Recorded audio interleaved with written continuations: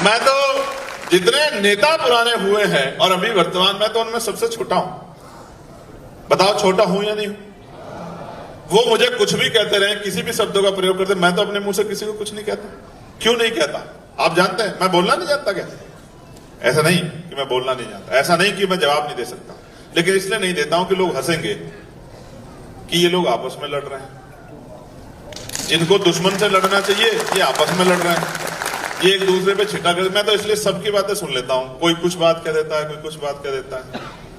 दुश्मन से तो लड़ लूं, अपनों से क्या लें? उनकी कोई जरूरी हो सकती है, कोई मजबूरी हो सकती है मुझे बुरा भला कहना, लेकिन ये कटु सत्य है कि मैंने महाराष्ट्र के मेरे परिवार के लोगों, मैंने गोली खाई और एक नहीं 4 गोली मेरे ऊपर चलाई गई। अगर महापुरुषों का आशीर्वाद नहीं होता तो आज मेरी फोटो जैसे वहां लगी है ना, वो देखो अभी मैं उसको देख रहा था तो मुझे एहसास हो रहा है कि ऐसे कहीं किसी कोने में मेरी फोटो लगी होती और आप ये कहा करते कि भाई देखो चाहे कितने दिन जिया लेकिन था हमारा भाई बहादुर। अगर 10-20 साल और जी जाता तो पता नहीं क्या कर देता। समझते हो? ये आप कहा करते, क्योंकि ये जीवन, बुद्ध ने कहा कि मृत्यु अटल सत्य किसी के हाथ में नहीं। ये जीवन आपके मेरे हाथ में नहीं। मृत्यु जब आएगी उसको स्वीकार करना पड़ेगा, उस पर रोने चिल्लाने से काम नहीं चल सकता। और मैं आपको वचन दे कहता हूं, मृत्यु का रूप कोई भी हो और कहीं भी हो, जब मृत्यु आएगी तो निराशा और दुख आपके भाई के चेहरे पे नहीं होगा। मैं इस बात का आपको विश्वास। लेकिन लड़ाई मृत्यु से नहीं है, लड़ाई है आपसे कि आप क्यों नहीं सोच रहे हैं कि इतना छोटा सा काम हम लोग कर सकते हैं। करना क्या है? लूटे पिटे, गिरे पड़े, सताए गए, गिराए गए, शोषित पीड़ित वर्ग में भाईचारा पैदा करना।